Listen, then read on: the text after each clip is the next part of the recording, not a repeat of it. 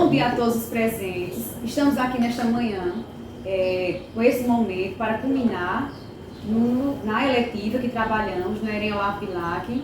A eletiva tinha como objetivo trabalhar vários gêneros textuais e o gênero textual escolhido para que a gente fizesse na culminância foi justamente a entrevista. Para a manhã de hoje, nós estamos aqui com duas ilustres figuras da educação aqui da cidade sertânia, o professor doutorando João Lúcio e o professor especialista Gilberto, foram escolhidos pelos meninos, que vão fazer as perguntas a vocês hoje, porque vocês contribuíram de forma bastante significativa e continuam contribuindo para a educação da nossa cidade. Olá, bom dia. Estamos aqui com o professor João Henrique Lúcio de Souza, nasceu em Sertânia no dia 14 de 83. Cursou História na Autarquia de Ensino Superior em Arco Verde, já trabalhou como professor na Escola Estadual Mário Lafayette, Jorge de Menezes, ETE, aqui no EREM Olavo Bilac. É professor há 16 anos, possui especialização em programa de ensino de História na UPE, especialização em programa de ensino Sociologia na UPE, mestrado em Sociologia na UFCG e está doutorando em História na UFRPE. Currículo grande, João Lúcio. Obrigado pelo convite. Olá, bom dia a todos presentes. Meu nome é Raine. A gente agora vai se dirigir ao professor Gilberto Cosme Farias. Nasceu em Sertânia, no dia 5 de maio de 1985, cursou faculdade em Recife, na UFPE, de 1988 a 1981. É professor da EREMOB há 42 anos, da ESA há 39 anos. Foi professor contratado do Cardeal Arco Verde e do Colégio Imaculada Conceição, também em Arco Verde, da Escola Pequeno Príncipe e do curso máximo do cursinho em Recife. Possui como especialização graduação em letras e especialização na Fundação Severino Sobra, no Rio de Janeiro. A gente fez umas perguntas na oficina de eletiva e a primeira pergunta é para os senhores. Desde criança, vocês desejaram trabalhar na educação, na área educacional? Vitor, pode começar. Eu sempre vivi na sala de aula, a partir dos meus 7 anos de idade, querendo ser professor. Eu sempre quis ensinar. Eu brincava de ensinar na minha casa, com meus colegas, meus vizinhos, e imitava muito os professores que eu tive de alfabetização. Os professores foram minha mola mestre para que eu seguisse o meu sonho. Meu sonho era me tornar professor. Não qualquer professor, mas uma pessoa que fizesse a diferença. Então, se eu não faço a diferença, essa foi a minha intenção. Por isso que eu me dediquei a vida inteira a estudar, a professar esse ofício que é ensinar. É tão difícil ensinar, tão complicado, não é? Então, desde criança mesmo, meu sonho era ser professor. Minha casa tinha quadro. Meu pai via na sinuca, levava giz de passarinho, taco de sinuca e fazia com giz de escola. Chamava os meninos, meus vizinhos, para dar aula. Eu sempre quis ser professor mesmo. Eu não seria outra coisa na vida se eu não ensinasse. É uma bela história, né? Até porque você sabe que fez a diferença na cidade.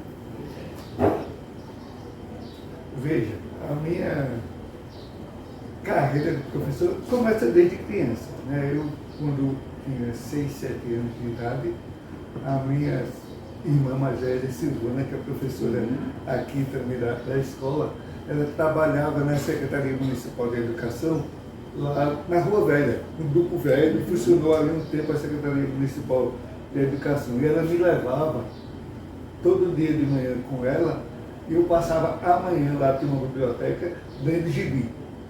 Aí eu li tudo que era de gibi. A geração da gente leu muito gibi. A gente leu muito gibi. Eu lia, Turma da Mônica, Disney, tudo que X-Men, tudo que era de gibi. Eu não assistia os desenhos, né? A televisão na época, lá em casa era uma televisão pequena, preto e branco. E eu lia os gibis. Quando eu tinha um pouquinho mais velho, 9, 10 anos, meu pai era dono de uma mercearia, vizinho ao Jorge Menezes, e vendia pão de manhã. E minha obrigação era acordar às 5 da manhã, todo dia, para receber pão e vender pão. Só que o pão chegava muito cedo, 5, 5 e 10, e os clientes só chegavam depois das 6h30, 7 horas. Então, nesse intervalo de tempo, eu ficava lendo. No primeiro ano de ensino médio, aqui no Olavo Bilac, que era meu professor, né, eu li o livro de história, que era um volume único, todinho, em 2, 3 meses. Capítulo por capítulo. Não tinha nada para fazer nesse intervalo, então ia lendo. Eu com 11 anos, 12, meu pai era muito católico, eu também, né, frequentava a igreja, e ele me colocou, falou com o padre Cristiano, para me ser coroinha. Como eu já tinha essa carga de leitura antes, já comigo, o padre gostava de conversar principalmente sobre filosofia. E ele me chamava para conversar sobre, nunca esqueço, existencialismo e Jean Paul Sartre. Eu não sabia o que era Sartre, aí comecei a ler, que eu não queria ficar, deixar o padre dizer que eu não sabia o que era Sartre. Né? Então, essa vivência, essa experiência desses 3 estágios, vamos dizer assim, me impulsionou a fazer história. Tanto é que eu passei no ano 2000 no curso de Direito e História. E eu optei por fazer História. História. Está sendo a mensalidade um pouquinho mais barato, também Direito era... Mas dava para fazer Direito, mas eu optei por fazer História, até para ficar em casa também, um pouquinho mais em casa. E no curso de História foi onde onde caiu a ficha. Não, eu vou ser professor, é isso que eu quero. E fazer História aqui na ESA, né? A pergunta agora vai ser direcionada ao professor João Lúcio. João, como surgiu seu interesse por História? Veja, o interesse maior por História, a influência, Silvana era professora de História, né? Sempre tinha livros lá em casa de História. Eu me lembro que com 11 anos eu li o Capital de Karl Marx, porque tinha lá em casa. Né? Não li todo, mas li alguns capítulos, já fui fazendo algumas referências. Li também Sérgio Buarque de Holanda, lá também. Também isso. Estou trabalhando com eles na redação. Eu tinha pouca idade, eu não sabia a dimensão, né, desses autores. De Paulo Freire gostava de ler, só tinha um livro de bolso de Pedagogia da Autonomia, até hoje está comigo esse livro. Eu lia, gostava da narrativa, da fluidez da leitura, mas não entendia. Eu não sabia a dimensão daquela leitura, daquelas ideias. Mas quem me influenciou para ir para a área de humanas, já que eu era um ótimo aluno de matemática e física também, né? Professor Florizola, era meu professor de física e matemática no ensino médio, e ele apostava em mim para ser professor de matemática. Disse, você vai ser professor de matemática. Mas eu acho que foi com o convívio com o padre Cristiano, com as conversas sobre filosofia, que a ficha caiu. Eu disse, rapaz, eu vou fazer história. Eu vou fazer história. Eu ia todo domingo com ele para Rio da Barra, celebrar a missa, eu acompanhava ele, Carolina, e durante o trajeto, as viagens, ele ia conversando, a gente ia conversando sobre domínio holandês, sobre questão de história econômica, sobre filosofia. Eu acho que foi essas conversas nos domingos, depois da missa das 8, desse intervalo de viagem para chegar até a outra missa, que me despertou um pouquinho pela história. E eu já tinha Agora, eu fiquei curiosa. O padre Cristiano, ele era progressista ou era tradicionalista assim? Não, ele era progressista. Ele era progressista. A história dele é complicada porque ele viveu a Segunda Guerra Mundial, né? Viveu dentro, no foco, lá na Holanda. Quando a gente subia para a casa dele, porque ele morava em cima da sacristia da igreja, na escada era cheia de fotos da cidade dele bombardeada, né? Do moinho de vento caído, da igreja bombardeada, do castelo, um castelo romano do século III que foi bombardeado. As histórias que ele contava, assim, me contou muita história, acho que isso também me puxou muito sobre a Segunda Guerra. Não falava com todo mundo sobre a guerra, mas ele tinha uma certa liberdade de falar comigo, porque sabia que eu gostava disso. Então, e também tem uma visão, eu acho que Giba sabe muito mais do que eu, porque quando eu comecei a conviver com ele, ele já era aposentado, mas Giba conheceu ele como aluno no Olavo Bilac e como professor também. Teve mais convivência, né, Teve mais Gilberto? convivência. Ele apostou em mim, né? Ele disse, você vai fazer letras, volte como professor de inglês, porque eu quero Dona Linda na secretaria. Foi essa a ideia do Patriciano. Volte como professor de inglês da escola. Eu fui buscar em Recife. Eu disse, professor, não pago, mas eu não terminei meu curso. O governo do estado me aceita. Eu já falei, governador, você vai entrar como professor sem habilitação, mas vai voltar para o Olavo Bilac. Por isso que eu não fiz mestrado nem doutorado, gente, porque eu me servi, a escola me serviu. Você veio mais ou menos que pagar aquela dívida que alguém teve com que alguém. Hoje eu pago. Tem, Gilberto. Cuidado quando dá pra. É quase a dívida eterna, né? Cuidado quando dá vontade de chorar, Gilberto, por Até favor. hoje, tá emocionado, né? Não, emociona. Até Esse momento hoje. aqui é de vocês, gente. Até hoje eu pago. Ingratidão. Ah, Gilberto, e a gente sente o carinho, a escola sente o carinho, não à toa, né, que os meninos pensaram em vocês, assim, de imediato. Não, Gilberto, João Lúcio, vamos entrevistá-los. A sociedade quer saber um pouco mais de vocês, porque muito que se tem por aí é da figura, é do professor, é daquele que ensina, leciona, que fica até um pouquinho lá resguardada, né, pelos estereótipos da profissão. Mas a cidade, é interessante que a cidade conheça o cidadão, quem vocês são como pessoa, né? E levar em consideração, obviamente, essa pessoa profissional, mas também o pessoal, né? Quem vocês são, na verdade. E é por isso que essas perguntas foram feitas por eles, viu? Olha, só para completar, Gilberto, quando eu terminei, já era coroinha, né? O padre era muito próximo Não do quis meu ser padre, pai. não, né? Passou pela cabeça a ideia, né? Mas o padre disse, João, você quer ser padre? Eu entendi pai. Eu acho que foi o Não, é padre. É errado. Aí eu fui, no primeiro dia de ensino médio, eu estudava no Jorge Menezes, e eu fui para o Mar Lafayette, que era mais próximo de casa. Né? Quente, e a sala, eu lá, tudo. Quando o padre soube, no segundo dia ele foi falar com o pai e mãe para me colocar aqui no Olavo Bilac. Eu tenho que ir para o Olavo Bilac.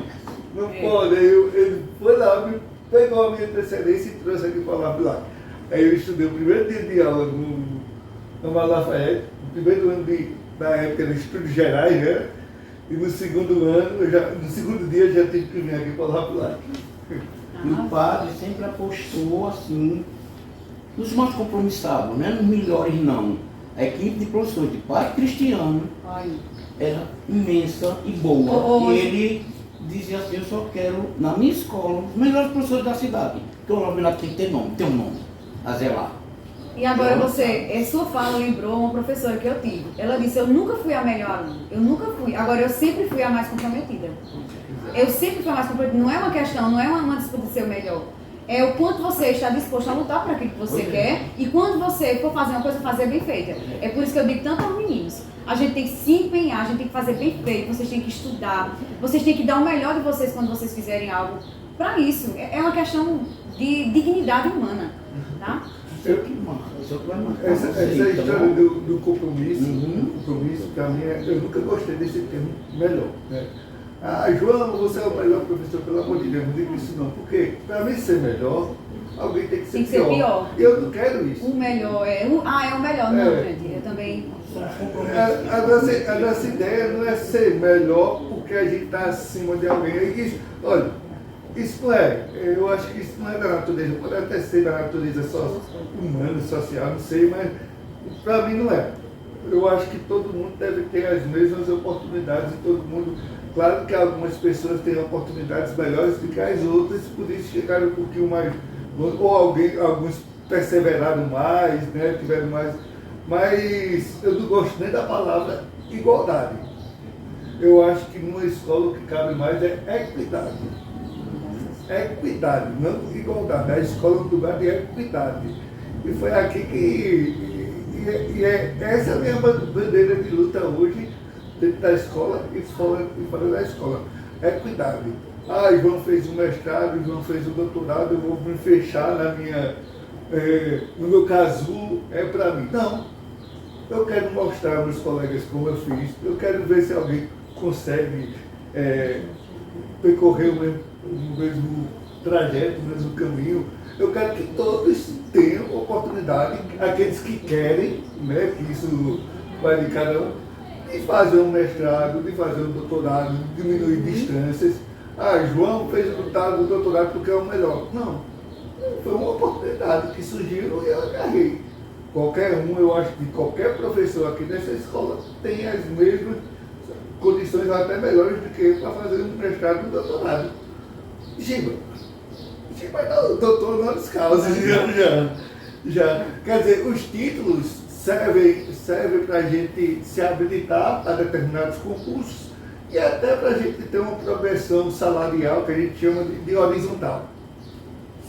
Só isso. Isso não quer dizer que ninguém é mais inteligente que ninguém é melhor que outro. Então a gente trabalha, pelo menos eu penso, né, no compromisso. Eu acho que compromisso é a palavra correta que Giba e Liliane colocaram aqui. E na questão da equidade, né? Equidade entre alunos e entre professores.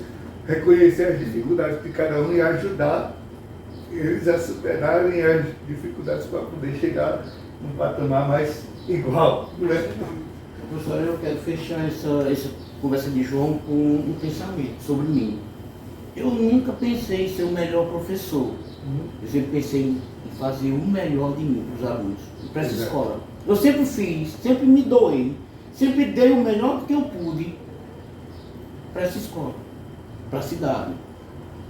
Tanto é, Giovana e o pessoal aí, que eu tenho a minha licença, que eu tenho direito.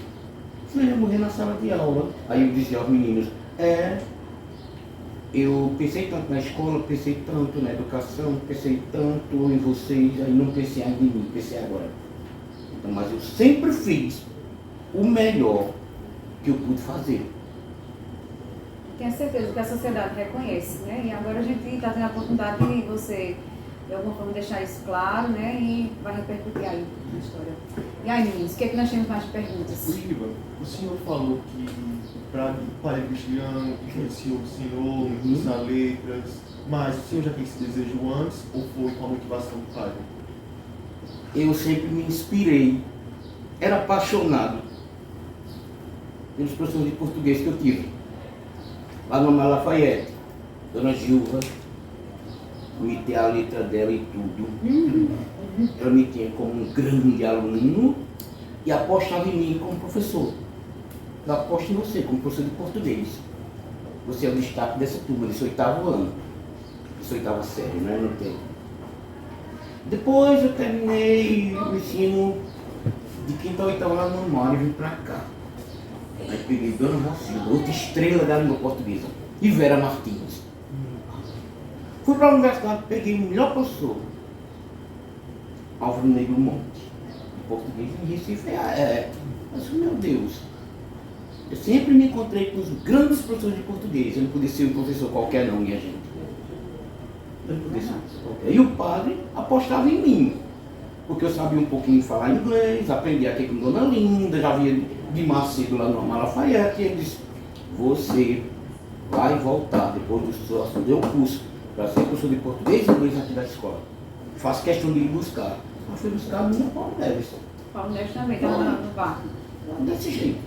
Vou buscar Paulo Neves e Gilberto para fazer parte da minha equipe de professores. Eu quero, na escola Pilatos, os destaques. Era assim, o padre dizia. E falando aqui do padre, certo dia de setembro, 7 de setembro, eu fiz um pelotão. Ditadura nunca mais, nazismo nunca mais. Eu queria ver o que é isso. Ela ficou magoado. Porque eu coloquei uma foto de Hitler na frente do pelotão. E a bandeira da Alemanha nazista e as meninas com as sombrias. Quando abria, dizia nazismo nunca mais. Aí perguntou, aquela foto de Hitler foi você que botou no discurso? Foi, padre, encontrei lá na escola, mas era uma crítica que o meu pelotão fez, padre, não era um elogio ao nazismo, não. Ele me perdoou, mas ele ficou bastante magoado. É porque é uma coisa muito sensível, né? Pelo menos assim, a gente, no curso de letras, a gente estudando análise do discurso, a gente teve a oportunidade de ver relatos, né, deles, e a gente conseguiu estudar algumas das falas, mas a gente percebe nitidamente que é algo muito delicado de se tocar. Então, para criticar ou não, mas é algo delicado, né? Foi uma coisa muito marcante para eles. João, como está sendo esse período do doutorado? está sentindo muita falta do lecionário na sala de aula? E outra pergunta bem importante, já se adaptou sendo aluno novamente? Agora, na faculdade? Olha, vê só. Tá pagando Olha, do ponto de vista, vamos falar de dois pontos, né? Do ponto de vista acadêmico, foi o período mais frutífero para mim. Eu nunca publiquei tanto, nunca escrevi tanto quanto no doutorado. Por quê? Cada disciplina que a gente paga no doutorado, o trabalho final é um artigo onde a gente vai discutir nesse artigo todas aquelas referências trabalhadas durante as aulas, né? E dialogando com o nosso projeto de pesquisa. O meu projeto de pesquisa é sobre memória e narrativa, estudando o fundador dessa escola, Ulisses Lins de Albuquerque. 3 livros de memória sobre o sertão que ele escreveu, que é um sertanejo do sertão, mostra autografo e 3 livretas, que ele escreve de uma forma muito parecido, né, usando a questão do tempo, muito parecido com o Graciliano Ramos, né, sem uma ordem cronológica, mas um tempo psicológico, um tempo próprio dele. E ao mesmo tempo em que a literatura clássica dos anos 30, o regionalismo, estava fazendo uma crítica, não, mas estava representando o sertão, não é, como um espaço da fome, como um espaço da pobreza, como um espaço da seca, vem um autor do sertão também e começa a escrever de forma diferente de Euclides da Cunha, de Graciliano, de Guimarães Rosa, dizendo, olha, o sertão não é fome, o sertão não é seca, não. Aqui a gente tem vivência, a gente tem economia, as pessoas aqui têm uma sociabilidade que a gente chama, né, até de sociabilidade barroca, que existe Por isso a questão barroca. Que existe um dinamismo econômico, um dinamismo social rico aqui. Então, não é seca, ou não é só seca, não é só fome, não é só miséria. Então isso me chamou a atenção e eu me lembro que o primeiro livro de Ulisses Lins, quem me deu foi para Chile. Então, valeu. Então ele foi fundamental mesmo, né? Era uma coletânea que tinha os 3 livros de memória, era uma edição especial feita por ocasião do centenário dele. Eu peguei li aquilo, na época não me chamou tanta atenção, mas depois, já na faculdade, conversando com a professora Sheila, lá, que foi a minha orientadora de monografia, eu utilizei Ulisses como trabalho monográfico, né, de TCC na faculdade. Bem, aí voltando aqui, quando chego no doutorado, né, no doutorado eu tive minha turma de 14 alunos, de quase 6 estados do Brasil todo, né, gente da Bahia, da Paraíba, de Alagoas, do Piauí. Eu sou o único do interior de Pernambuco na minha turma, único do interior de Pernambuco. E logo quando começou, eu senti que tinha uma determinada rivalidade entre os alunos. A gente começou de forma remota e todo mundo queria aparecer para os professores, né, dizendo, eu estudei isso. Existia uma certa rivalidade. Eu, na primeira e segunda aula, eu fiquei bem calado, como se estivesse estudando o comportamento dos colegas. A partir da terceira aula, eu disse, agora eu vou. Né? Agora chegou minha vez. Então, isso nos levava, a gente não podia chegar numa aula sem estudar. E estudar não é ler a leitura daquela aula. Toda aula a gente tem uma leitura diferente e eu tinha que complementar aquela leitura com outras leituras que ligassem a leitura das disciplinas à minha produção de tese. Então, a gente tinha 2 cadeiras obrigatórias que eu paguei no primeiro ano, seminário de tese 1, seminário de tese 2, e as cadeiras optativas que a gente vai colocando na grade, de acordo com o nosso trabalho de tese. Então, lá nas aulas, praticamente eu virei um misto de aluno e professor, porque a gente também tem que explicar, tem um momento da gente falar, tem os seminários, tem um momento da gente mostrar aquilo, levar. Eu tenho que levar uma ideia, não era repetir o que os outros falavam sobre os clássicos. Clássico é clássico, nunca vai deixar de ser clássico. Não é porque é clássico, por exemplo, aqui em Marx, que eu vou deixar de usar Marx, não. Mas eu tenho que usar Marx e dialogar com o que os outros falam hoje de Marx. Dizer, tenho que usar uma referência nova, não é você chutar os clássicos, não. Clássico continua sendo clássico. Então eu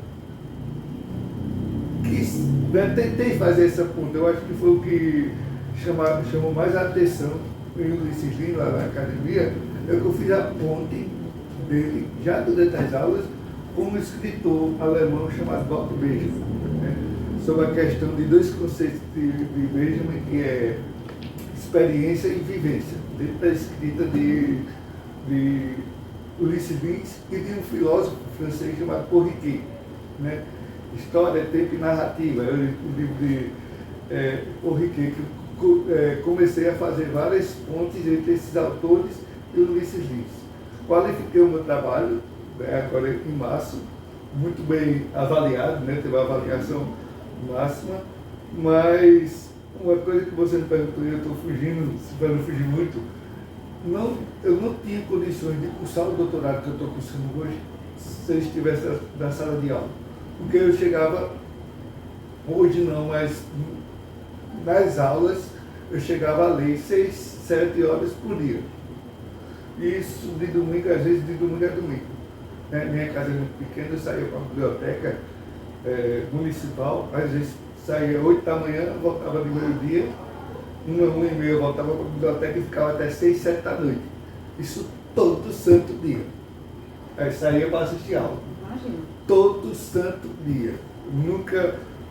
Eu fiz o mestrado, mas o mestrado não foi tão puxado quanto o doutorado agora não. Foi todo santo dia nesse trabalho. Então, se eu estivesse na sala de aula, eu gosto de estar na sala de aula, a sala de aula não é o castigo para mim, né? Como sala de aula não é um motivo de desespero para mim. Eu gosto da dinâmica da sala de aula, eu gosto do desafio da sala de aula, mas pelo menos naquele momento ou nesse momento não dava para conciliar estudo, escrita, preparação de aula, correção de prova, carga horária a seguir. Então não dava de jeito nenhum. Por isso que eu tive que me afastar da sala de aula para me dedicar exclusivamente à pesquisa e ao estudo.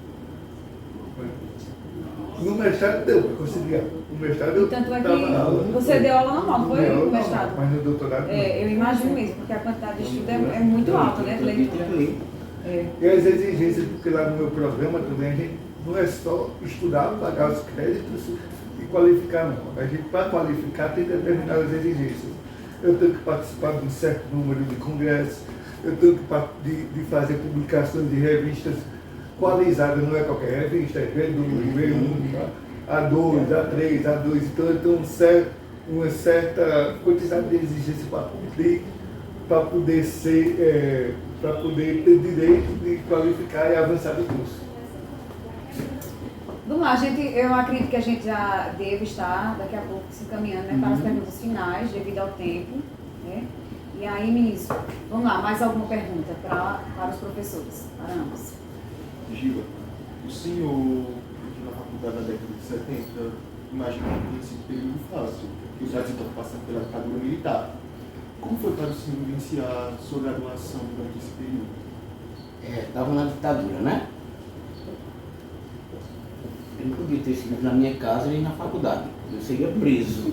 Literalmente. Torturado. João é do tempo que podia ler Capital, Karl Marx, ler tudo isso e mostrar os alunos. Olha, na universidade eu professoria filosofia da educação. Eu não vou dar aula sobre filosofia da educação do jeito que eu sei, porque os policiais estão ali, rapazinho, me vigiando. Sala de aula. E eu morto de medo, saí daqui morrendo de medo. Eu digo ao pessoal que eu fui aquele Severino. Censura. Eu fui o Severino, o morto de Severino. Eu sou aquele. E na universidade eu tentei dar o melhor de mim no curso, porque eu tinha duas grandes referências lá. Viver Suassuna, sobrinha de Ariano, da qual me tornei fã e amicíssimo. É sua amiga, minha amiga, João é minha amiga. E Ariano, com a sua loucura, que junto com o Rabelo na faculdade me deixaram esse jeito doido de dar aula, gritando, deixe me expressando diferente, porque eu aprendi com o Ariano na universidade, mas aprendi com o Rabelo quando eu voltei para trabalhar na faculdade de Arco Verde. Então, a gente morria de medo do campus da universidade, cheio de policial, né? Aluno não podia se posicionar contra o governo, nem professor podia dar aula que tocasse no Brasil na época dessa ditadura. Então, aí eu saí dessa ditadura formado e fui para Rio de Janeiro, completar o que João fez no mestrado e doutorado dele. Quando eu cheguei ao Rio, na especialização, só tinha eu de Sertânia e de Pernambuco. Mas era tudo carioca, tudo mineiro e tudo de Santa Catarina, povo racista. Aí o cara pedia. Tu és de onde? De Sertânia e Pernambuco, eles me chamavam lá de Pernambuco. Não sei se era para zombar, eu nunca liguei para isso, eu sou eu. Aí dizia, hoje quem vai ler o texto é Pernambuco. Aí era eu que ia ler. Não sei se era para eles ouvir a fala nordestina que eu levei para lá. Não deixei, eu não cheguei do Rio de Janeiro falando como carioca não, viu? Por favor. Mas dá show. Aí, um mês de aula. Todo mundo queria ser agora do meu grupo. Ah, eu quero estar no grupo de Pernambuco. Ah, eu quero. Cantava inglês, falava inglês lá, sabia muita literatura e língua portuguesa. Ah, vem Maria. Aí uma menina do Rio Grande do Sul disse assim, tá tão bem pro sul. Não fica lá não. Você é para estar aqui com a gente. Porque eu mostrei quem eu era. Fiquei calado nos primeiros dias, mas depois eu me soltei. Se tiver preconceito contra mim, eu vou mostrar que eu sei muita coisa mais do que eles. Mostrei lá. Até um tempo eu recebia cartas, comunicações das pessoas de lá, que ainda me chamam de Pernambuco. Pernambuco. E outra coisa, eu fui como o Ariano Suassuna. A faculdade de Sul, você vai fazer a especialização no Rio ou em Minas? Eu vou pro Rio. Contra o Fluminense, meu time, né? Ah. Fui ver jogo no Maracanã. Eu vou pro Rio. Aí lá, fui pro Maracanã, vi o Fluminense jogar, meu clube. Estudava direto, era respeitadíssimo lá pelo povo, não sei se... Eu digo que quem sabe, quem estuda, quem lê, merece respeito, não é? Porque sabe onde tem as ventas, sabe se posicionar, sabe se defender também. Eu me defendo com as palavras, eu não dou murro em ninguém, não dou facada em ninguém, não mando matar ninguém. Mas pisou nos meus casos, eu aprendi com minha mãe. Se defenda, meu filho. Você tem sua língua. Eu tenho sua língua, é. Você tem sua língua. Melhor armar a palavra. Vou deixar ele pisar e vai ficar por isso mesmo. Se defenda. Minha mãe dizia sempre isso. E eu sempre me defendi. E lá, quando voltei para cá, era a maior festa para cristiano. O único professor de Sertânia que foi fazer especialização no Rio de Janeiro de Alberto. Uma festa enorme lá. Você tinha vindo, né? Porque tinha vindo do Sudeste, que é importante. Hoje tem pós-graduação em todo canto, especialização. Até ali tem. No Rio de Edvanildo. Na transposição tem pós-graduação. Online. Antes só tinha lá no sul, era assim junto. Eu acho, só um minuto, viu? Eu acho que é isso que João pensa com o projeto, né? Esperançar. É tentar de alguma forma trazer para o interior, porque, pronto, antigamente nem nas capitais tinha uma especialização. Então massificou-se o mestrado, o doutorado está caminhando, né? Aí para uma grande quantidade de cursos no Brasil, mas o interior ainda é muito, né? Muito sacrificado. O interior quase não tem nada, tem poucos cursos, poucas universidades. Então, assim, a gente fica meio que a mercê do que tem. Tem isso, eu vou pulsar. Então, é por isso que eu aqui antecedendo, né? Nas palavras finais de ambos, né? Eu gostaria até que vocês falassem do que estão fazendo atualmente. O professor João Lúcio tive a oportunidade de participar do Projeto Esperançar e aí sua palavra já foi uma ponte para que eu falasse essa questão do projeto, né? Que é importante. Se eu só perguntar, Gigo, na tua experiência na Universidade Federal como aluno, chegasse a ver Paulo Freire? Não. Ninguém tem coragem de levar, não. Eu não sei se na época... Tem coragem de ser preso. Todos os alunos de letras, os professores, quem levou o Paulo Freire? Todos presos, Em saíram presos. 78, eu acho que ele já estava de volta, né? 78... Eu fui no tempo de cá já, viu? Cara, caso já é conhecido, né? Preso e. Mas é. Tá bom? Eu fui desse jeito. Quem é doido? Mas se falava em Paulo Freire lá na universidade. Lá uma pessoa morrendo de medo, assim, ó. Censura danada. Agora Ariano não tinha medo, não. A Ariane falava. Falava de tudo que ele queria. E gritava e dizia coisa. Ele não chamava nome feio. Igual eu chamo de vez em quando na sala. Eu aprendi com ele. Eu imagino. Eu vou só dizer o que ele disse assim. Para um aluno que é grande leitor, até papel escrito e cagado serve. Ariano. Se você é leitor, acha um papel no lixo, todo cagado, mas escrito, leia. O bom leitor é esse. E agora, não é pergunta ali programada pelo menino, mas aí uma curiosidade, que eu não sei se vocês têm também, né? Não é nem uma curiosidade, é uma nota, uma observação, que os meninos hoje em dia eles têm pouca curiosidade. Eles estão tão ligados ao meio tecnológico que eles têm pouca curiosidade de aprender mesmo, assim, da questão de, se isso aqui não for para o Enem, eu não faço, eu não quero. Se essa obra não for para um vestibular, eu não quero. Então, falta muito isso nos meninos, né? E é uma coisa que as gerações parece que estão perdendo, pouco a pouco.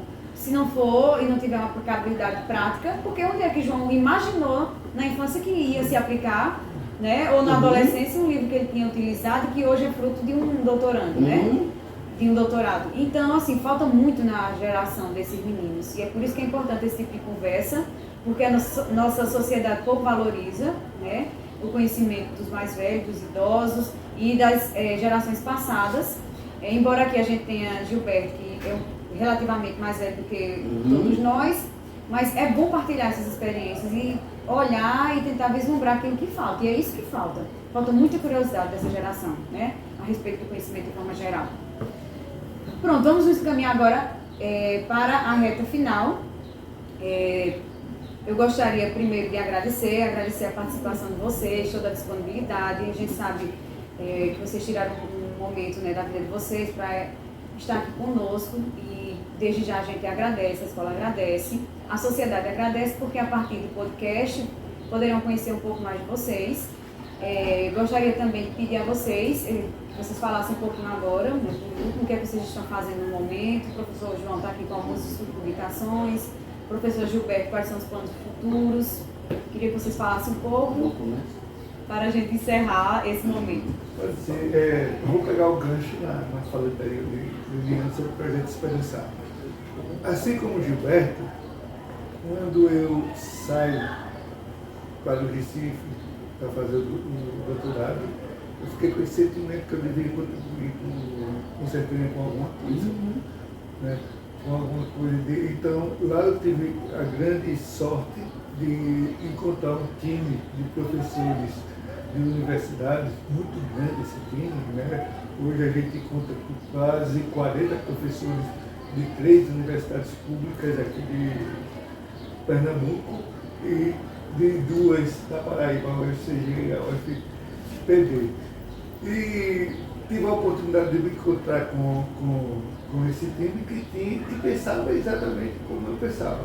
Veja só, o estado de Pernambuco é um dos estados mais elitistas que nós temos no Nordeste e no Brasil. Quando eu olho para a Paraíba, quando eu olho para Alagoas, para todos os estados vizinhos, existiu a expansão da universidade. Na Paraíba, em qualquer micro-região que você for, tem uma representação, tem um campus de uma Universidade Federal, do UniF, da UEPB. Em Pernambuco, não. A nossa Universidade Federal de Pernambuco tem 76 a 77 anos.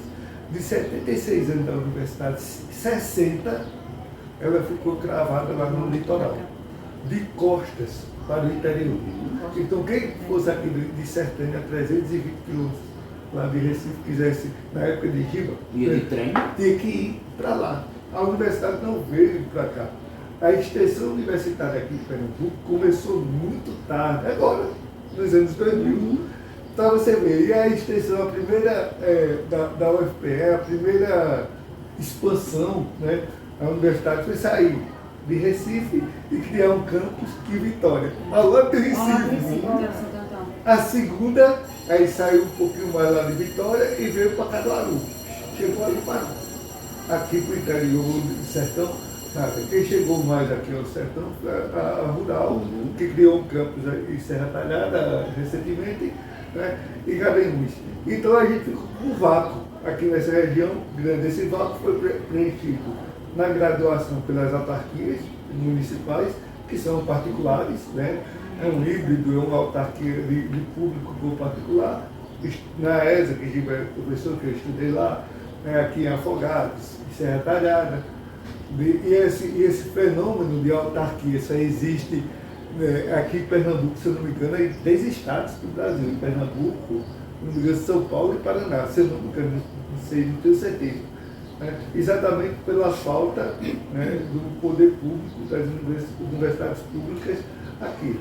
Então, diante disso, eu pensei que eu preciso fazer alguma coisa para que meus colegas tenham essa mesma oportunidade. E até para facilitar, porque não é fácil não.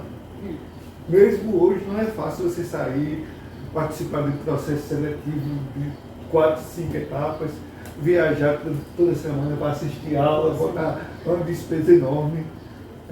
Isso por que não? Ela não veio de lá para cá. Então o projeto Esperançar, que o Lidiane falou, foi justamente esse sentimento de procurar ofertar formação continuada, que mestrado, doutorado é formação continuada, formação inicial do professor é graduação, especialização é formação continuada, ofertar essa formação continuada aqui para professores da rede básica pública aqui da nossa região, da região toda, do Mochotó, do Pajeú e do vizinho estado também, aqui do Cariri Paraibano.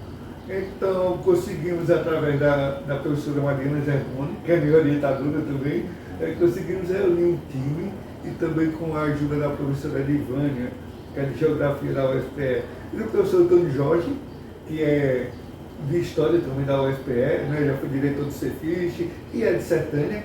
A gente conseguiu reunir um time de professores de áreas diferentes e oferecer aqui um curso de 40 horas, de forma híbrida, de acordo com a possibilidade dos professores que vieram gratuitamente para cá.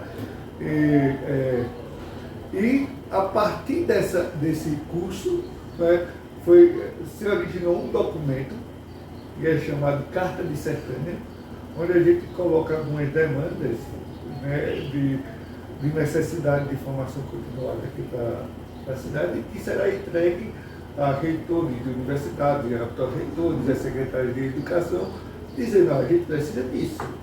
Como é que vocês podem nos ajudar? O que é que vocês podem fazer para a gente contribuir com a educação pública de qualidade e fazer com que o professor estude também?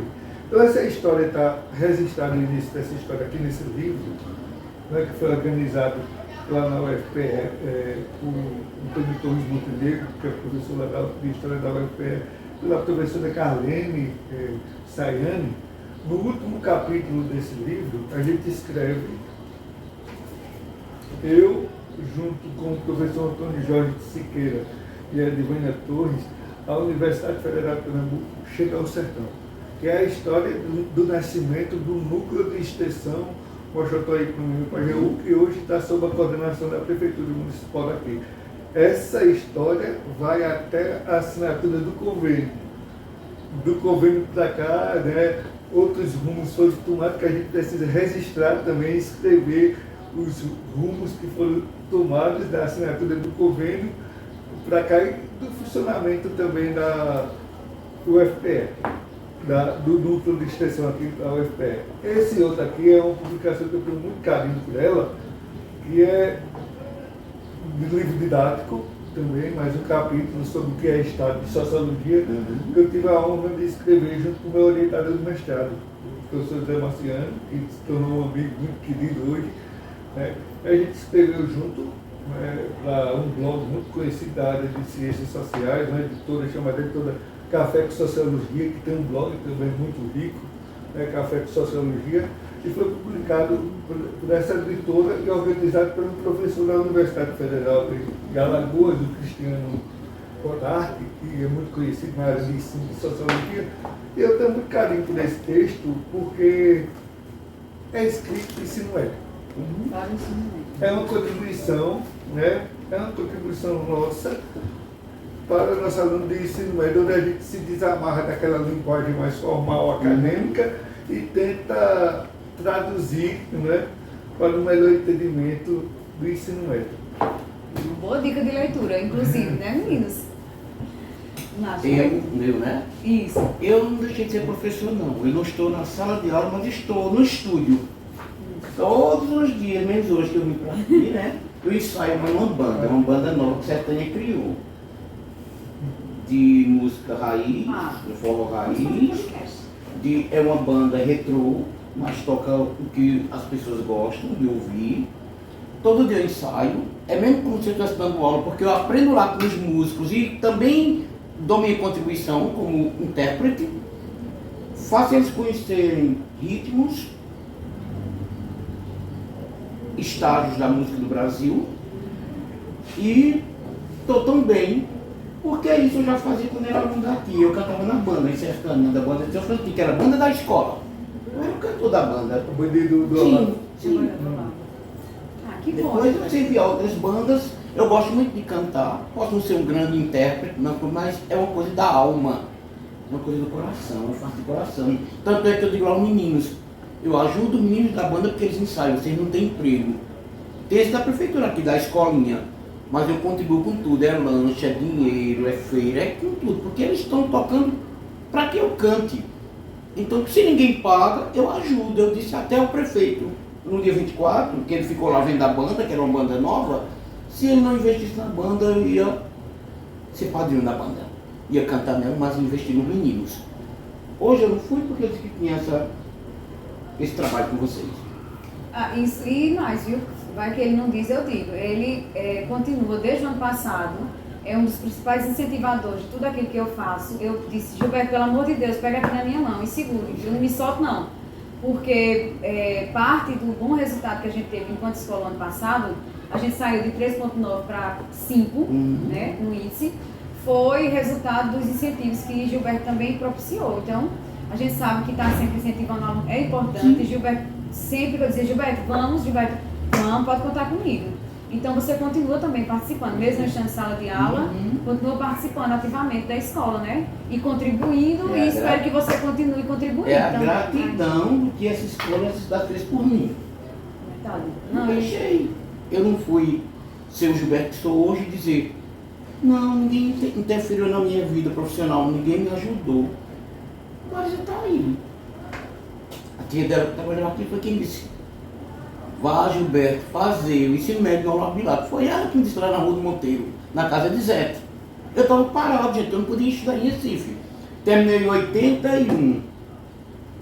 Terminei em 71, meu ensino, até a 8ª série. Fiquei parado. Eu podia estudar em Recife? Não podia. Porque eu só jogando handebol em Sertânia, vadiando. Aí, em 75, o Padre Cristiano traz um científico.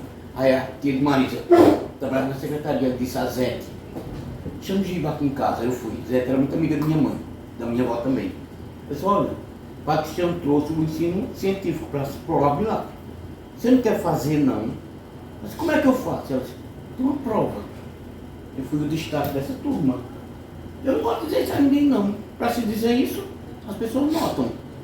Então foi dessa turma, primeira turma científica, que eu fui destaque. E o padre apostou em mim, como aluno, viu? Ele via minha dificuldade de ser familiar, família pobre.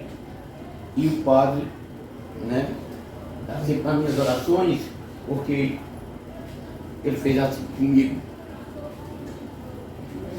Ele acertou, Gilberto, porque ele acertou, porque ele contribuiu com uma pessoa que hoje contribui para outras pessoas também terem um futuro. Então, sinta-se abraçado. E ele disse, Liliane, enquanto eu for diretor, a escola manda seu lanche para Recife. Desse jeito, padre. Por isso você ajuda tanto, né? Desse jeito. Você não vai passar fome lá, não. Que a escola manda. Da merenda, a escola manda. Você consegue comer lá. Guarda tudo pra mim. O bem sempre se perpetua, né? Porque ele fez o bem a você e você faz o bem a outras pessoas. Pronto, gente. Mais alguma palavra? Só peguei um gancho, né? Tanto é que Gilberto formou gerações. Eu fui aluno de ensino médio tudinho.